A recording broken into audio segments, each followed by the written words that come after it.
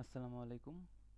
তো আজকে মেইনলি আমাদের ট্রিপলি 1102-র 6 নম্বর এক্সপেরিমেন্ট, যেটা মেইনলি যেখানে আমাদের সুপারপজিশন থিওরেম ভেরিফাই করতে বলে, তো সেটা টিউটোরিয়ালটা দেখাবো। তো মেইনলি এই এক্সপেরিমেন্টটা দিয়ে আমাদের সাথে এলটি স্পাইস যে সফটওয়্যারটা, সেটার পরিচয় হয়। তো অনেকের হয়তো সফটওয়্যারটা সেট আপ নিয়ে এখনও ঝামেলা থাকতে পারে।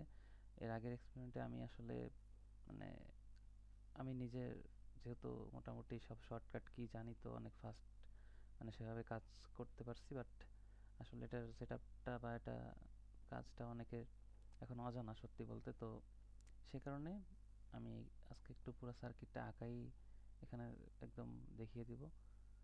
তো আসলে শর্টকাট কিগুলোর কথা আমি বলতাম, কিন্তু আমি যেটা খেয়াল করছি যে আমার পিসিতে যে বাটন, ল্যাবের পিসিতে সেই বাটনে সেই কমান্ডগুলো আসে না। যেমন আমার পিসিতে যে ওয়্যারের জন্য ডব্লিউ বাটন দেওয়া, বাট আমি ল্যাবের পিসিতে দেখছিলাম আমাদের ওইখানে ওয়্যারের জন্য F3 বাটনটা ইউজ করে।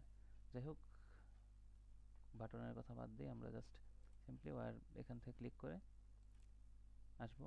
তো আমাদের যেখানে যে পর্যন্ত আমরা এই ওয়্যারটা টানতে চাই, সেখানে এসে জাস্ট একটা মাউসের লেফট ক্লিক করলেই সে পর্যন্ত থেমে যাবে। এরপর আমরা যদি এখনও কিন্তু এই যে স্ক্রিনে যে একটা প্লাস আইকনের মতো আছে, যে ডট ডট, যেটা এটার যে একদম ইন্টারসেক্টিং পয়েন্ট, সেটা আমাদের ওয়ার্ক প্যাথ বোঝায়, অর্থাৎ আমরা যেখানে এখন আছি কাজ করতে করতে সেই জায়গাটাকে দেখায়। তো আমরা এদিক থেকে যেদিকেই যাই, এদিকে কিন্তু আমাদের এখন মেইনলি এই ওয়্যার কমান্ডটাই এখনও কাজ করবে। তো যেহেতু আমরা ওয়্যার না, এখন আমাদের হচ্ছে মেইন যে ডায়াগ্রাম, সেই ডায়াগ্রাম অনুসারে আমাদের এখন একটা রেজিস্ট্যান্স বসাতে হবে। তার মানে আমাদের এখন ওয়্যার কমান্ডটা ক্যান্সেল করতে হবে। এটার জন্য আমরা স্কেপ বাটন টিপ দিব। দিলে ওয়্যারটা যেটুক টেনেছি ওইটুক থাকবে, এবং এই যে আমাদের যে পয়েন্টার, সেটা ফ্রি হয়ে যাবে। এরপর আমরা রোধ আনবো। তো রোধের কমান্ডটার জন্য আর বাটন প্রেস করতে হয়। তো আমরা যদি রোধ আনি, তো সেই ক্ষেত্রে যেটা হয়, রোধটা এরকম ভার্টিক্যালি থাকে। তো এটাকে যদি আমরা হরিজন্টাল করতে চাই, সেই ক্ষেত্রে আমাদের কন্ট্রোল আর প্রেস করতে হয়। কিন্তু এখানে একটা কথা আছে, আমাদের ল্যাবের স্যার যে জিনিসটা আর কি আমাদের মানে বলেছিল, যে এই রোধের এমনিতে নর্মালি আমরা খাতায় সার্কিট আঁকলে রোধের কোনো পোল নিয়ে ভাবি না। ইভেন রোধের যে পোল হইতে পারে, এটা আমরা আসলে কখনো জানিও নাই বা সেভাবে শুনিও নাই। বাট এই সফটওয়্যারে এই যে রোধ, যেটা রেজিস্ট্যান্স, এটার পোল হয়, অর্থাৎ প্লাস মাইনাস থাকে।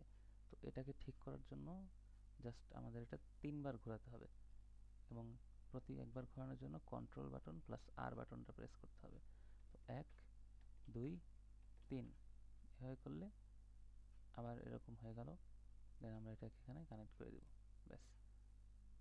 এরপরে আবার আমরা যেহেতু এখন আমাদের কিন্তু এই যে রেজিস্ট্যান্সের কমান্ড এটাই রয়ে গেছে, তো এখান থেকে আমরা আবার যেহেতু আমরা আমাদের কমান্ড চেঞ্জ করতে চাই, তো সিমিলার ওয়েতে আমরা আবার স্কেপ বাটন টিপ দিব নতুন কমান্ডের জন্য।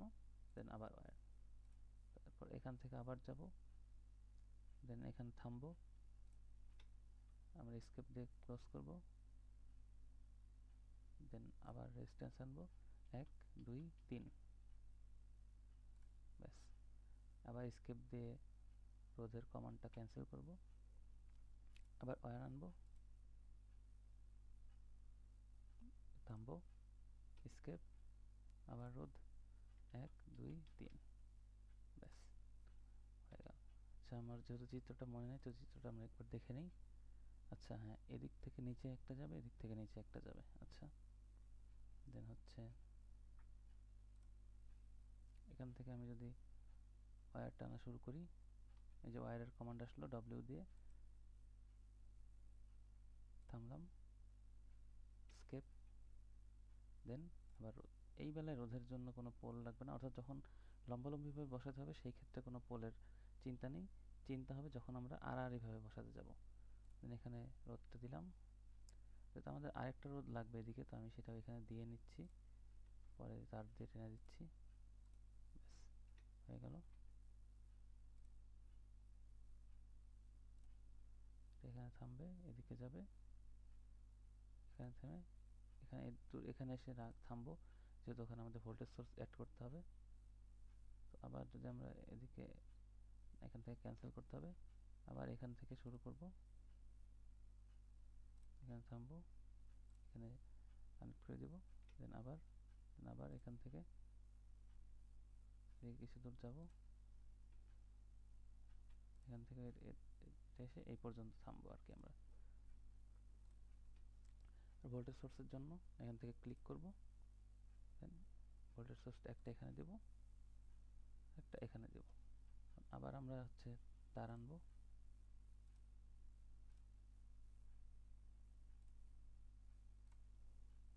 ব্যাস। তো মোটামুটি এটা আমাদের হয়ে গেল, আমাদের যে সার্কিট সেটা। এখন আমরা যদি আরেকটু চিত্র দেখি, এখানে এটা 10 ভোল্ট এবং এটা 5 ভোল্টের। তো যদি এখানে যাই,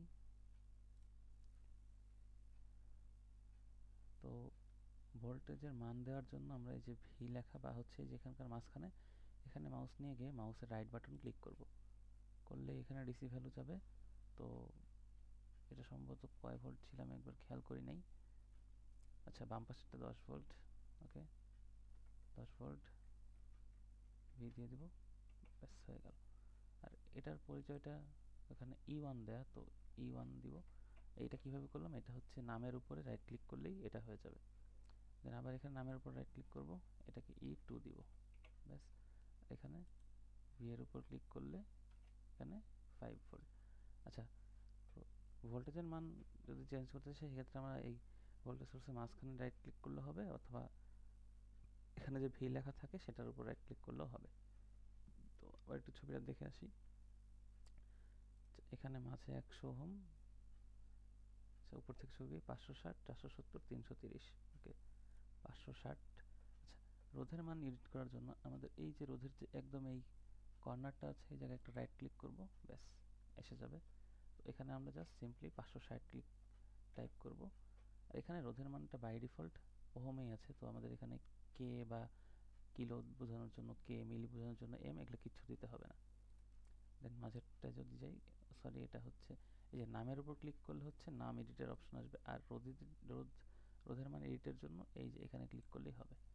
তো এটা 470 ছিল, 470 দিলাম। এটা ছিল 330, এটাও দিলাম। এটা 120 ছিল, দুঃখিত এটা 100 ছিল, এটা ছিল 220, ব্যাস। আর এই দুটো পয়েন্ট এ আর বি ছিল, তো এ আর বি নাম দেওয়ার জন্য আমাদের যে লেভেল নেটে এখানে ক্লিক করতে হবে। প্রথমে আমরা এ পয়েন্ট আনবো, এই জন্য এ ক্লিক করলাম। এবার এই যে এটা আসবে, এর নিচে যে বক্সটা, সেই বক্সটাকে আমরা এই বক্স বরাবর বসিয়ে এখানে ক্লিক করব, ব্যাস ডান। আমরা স্কেপ দিয়ে ক্যান্সেল করব, আবার লেভেল নেটে যাব, বি পয়েন্ট আনবো, বি পয়েন্ট এভাবে ঘুরতে থাকবে, এটাকে আমরা এভাবে দিয়ে দেবো।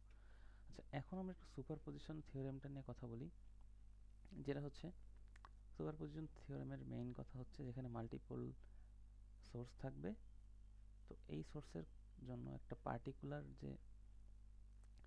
পার্টিকুলার পয়েন্টের মধ্যে দিয়ে যে কারেন্ট যাবে, বা সেই দুই পয়েন্টের মাঝখানে যে ভোল্টেজ ড্রপটা, সেটা যেটা হবে যদি আমরা একটা সোর্সকে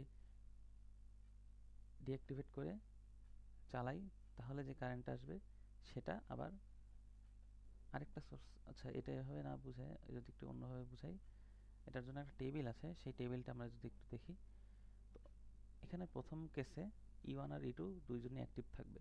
তো সেটার কারণে আমাদের এখানে একটা ভোল্টেজ আসবে এবং এখানে একটা কারেন্ট আসবে। তো আমরা যখন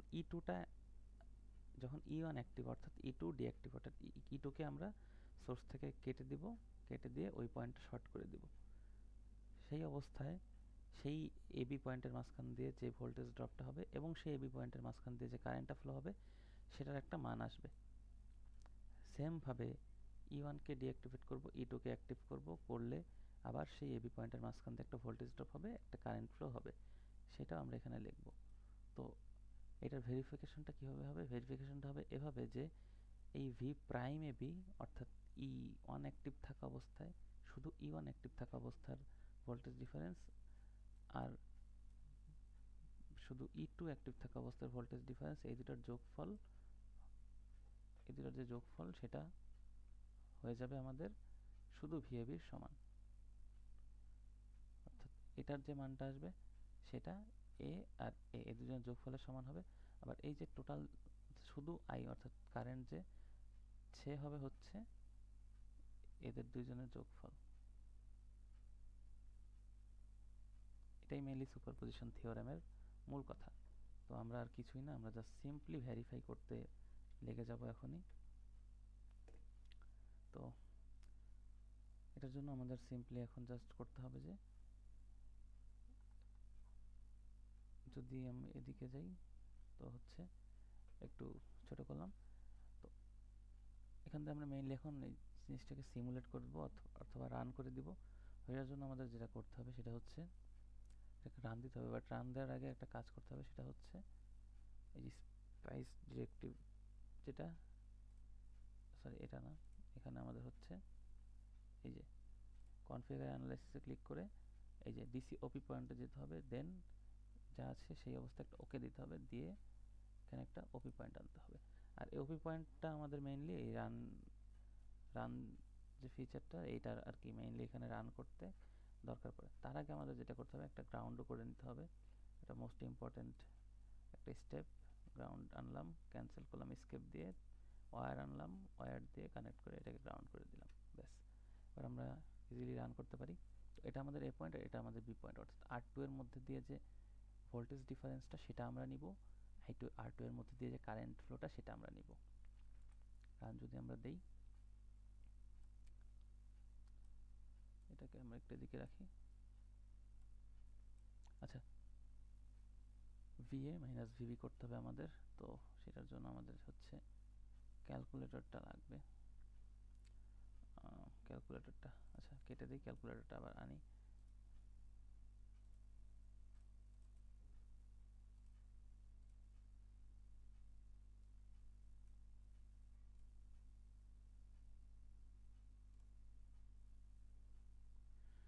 ভিএবি বের করার জন্য আমাদের VA মাইনাস VB লাগবে। তো আমরা এখানে VA মাইনাস VB করবো। VA এর মান আসছে 1.505 মাইনাস 1.90682, যে ভ্যালু সেটা আসছে মাইনাস 0.33177। আমরা যদি এখানে প্রথম দুই ঘর রাখি তাহলে মাইনাস 0.33, এটাকে আমরা এখানে লিখে নিব।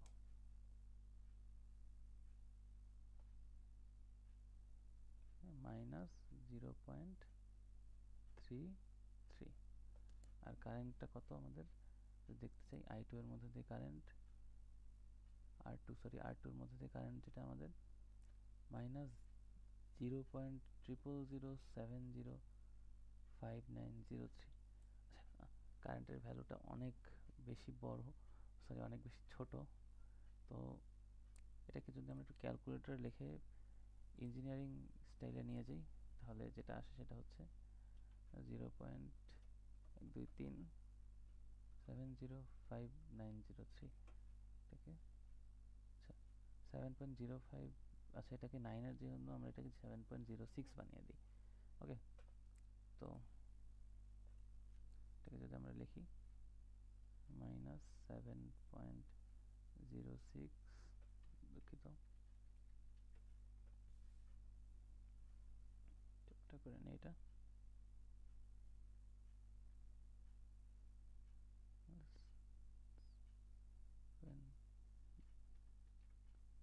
7.06 ইন্টু 10 টু দি পাওয়ার, সেটা এখানে স্পেসে আসছে না, এটাকে আমি একটু বাঁকা করে লিখি 7.06 into 10 to the power minus 4। ঠিক আছে, দেন আমরা যেটা করব, আমাদের সেকেন্ড কেসে হচ্ছে শুধু E1 অ্যাক্টিভ থাকবে। তো আমরা এটাকে ক্লোজ করব। এই যে কোনো একটা কম্পোনেন্ট কাটার জন্য আমাদের এটা ইউজ করতে হয়, ক্রস, দেন এটা শর্ট হয়ে গেল, এটা শর্ট। দেন কিছুই না, আমরা রান করে দিব। এবার VA মাইনাস VBটা আমরা বের করব। VA আসছে হচ্ছে আমাদের 1.33 32798 মাইনাস ভিবি হচ্ছে 0.291185, এটা হচ্ছে 1.036। এটাকে আমরা যদি 1.04 করে দিই, 1.04 করে দিই, দেন এটাকে আমরা আমাদের এখানে বসাই 1.04। আর আমাদের আই প্রাইম যেটা অর্থাৎ R2 এর মধ্যেকার কারেন্ট এটা এসেছে, এটাকে আমরা যদি একটু ইঞ্জিনিয়ারিং ফর্মে নিয়ে যাই 0.00220595, 2.21 into 10 to the power minus 3।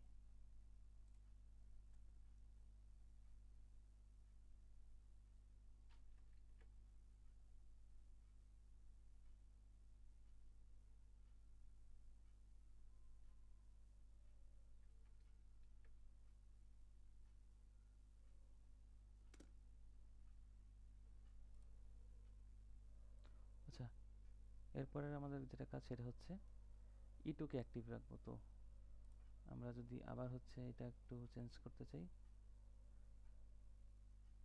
আমরা কন্ট্রোল জেড দিয়ে যদি আনডু করি তাহলে আবার এই যে সেম ভাবে আমাদের E2টা চলে আসলো।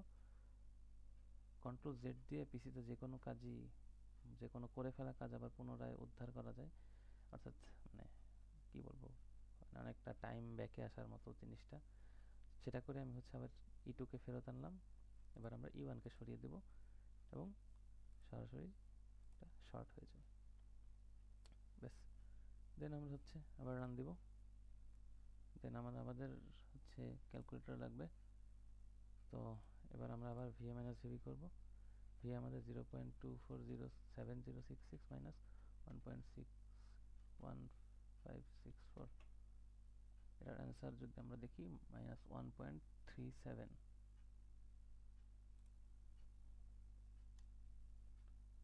মাইনাস 1.37। এবং অ্যাজ ইউজুয়াল আমাদের আই প্রাইম যেটা সেটাকে আমরা নিব। আই প্রাইম আমাদের হচ্ছে, আমরা যদি একটু এটাকে আবার ইঞ্জিনিয়ারিং ফর্মে লেখার জন্য ক্যালকুলেটর ইউজ করি 0.00291185, অর্থাৎ আমাদের এই যে R2 যেটা সেটাই আমাদের VAB এর মাঝখান দিয়ে ফ্লো হওয়া কারেন্ট, এটাকে আমরা ইকুয়াল দিব minus 2.91 10 to the power minus 3, 2.91, okay, minus 2.91 to 10 to the power minus 3। এবার আমাদের যেটা কাজ VAB অর্থাৎ V prime AB plus V double prime AB যোগ করব। এর জন্য আমরা ক্যালকুলেটর ইউজ করব। তো V প্রাইম AB হচ্ছে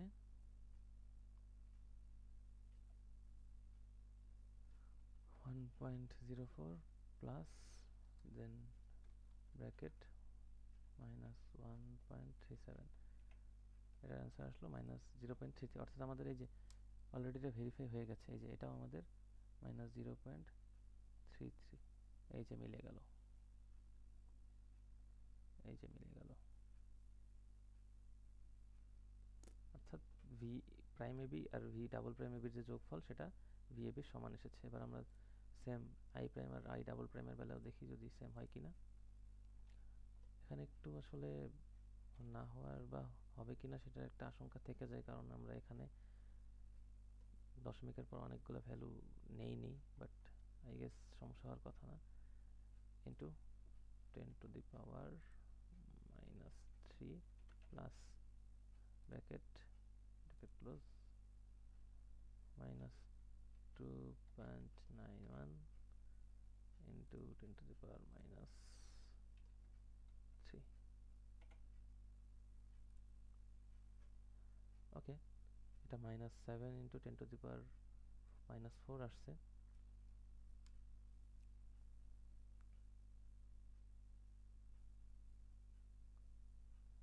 তো এখান থেকে এটার সাথে এটার কোনো সম্পর্ক মানে ডিফারেন্স নেই আসলে। আমরা যদি তখন দশমিকের পর মানে কোনোটাই না নিতাম, শুধু 7কে নিতাম, তখন এই দুটো বাদ চলে যেত। দেন এটাও কিন্তু minus 7 into 10 to the power minus 4ই।